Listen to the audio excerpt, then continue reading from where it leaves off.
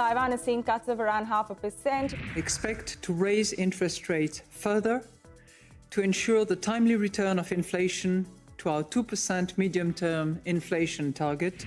I'm only a little bit cautious because we're going to that 17,800, 17,850 and we're seeing a U-turn. We also had some numbers that suggest that up ahead here, looking into the fourth quarter, we're going to see somewhat slower growth. They have called this meeting to discuss with the MPC what they should put in that later.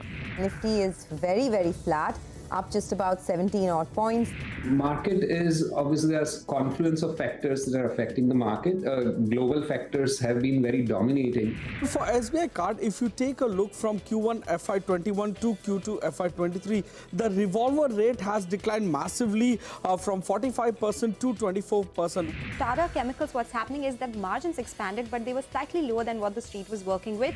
Now it's down, 62% from its post-listing high. And as we speak, it's a fresh low on this stock. It's down almost 14% from its IPO price of 11.25 as well. All the global volatility, the market is trending higher.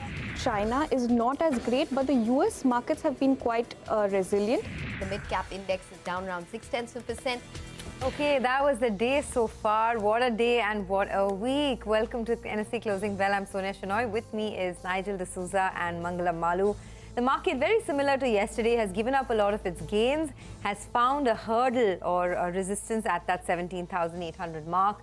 And the mid-caps are under a bit of pressure, so some amount of profit-taking is what we're seeing. The Bank Nifty as well hasn't really batted for the bulls today. In fact, if anything, the Bank Nifty has dragged the market lower. By the end of the week, you get a sense that nothing much has happened except that the Nifty has rallied about 1% this week and trending towards the higher end of that narrow trading range between 17,500 and 17,800. Good afternoon, folks. Hi, Nigel. Well, hi. Good afternoon, Sonia. Hi, Mangalam. We've got just an hour and then we're off for the weekend. So that's pretty good news, right? And in the last 1 hour, Sonia, I think we are not off for the weekend, by the way. We have another show at 4:30. We have editors you round forgot table, that. so a little longer. But good to see Maruti delivered, a pretty good set of numbers. And that stock, in fact, is bucking the trend. It's moved to the high point of the day. So we'll talk about that in just, in further detail later on. It's blazing away, actually.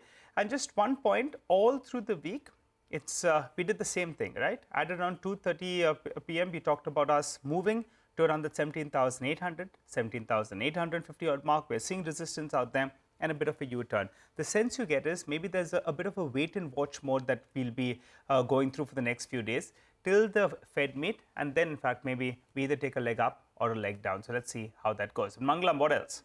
Well, what else? There has nothing been, in any directional move this time around. The only sector that stood out was the PSU Bank, which gained by almost 5% this week. If you just take a look at the Nifty, the mid-cap index, as well as the Nifty Bank, a few days, some of the indices outperformed, some of them underperformed. At the end of the day, we're going with almost 1% on, all these indices, the Nifty, the mid-cap index, as well as the Nifty Bank in terms of gains. So all null and void. This was a truncated week, which will end in an hour.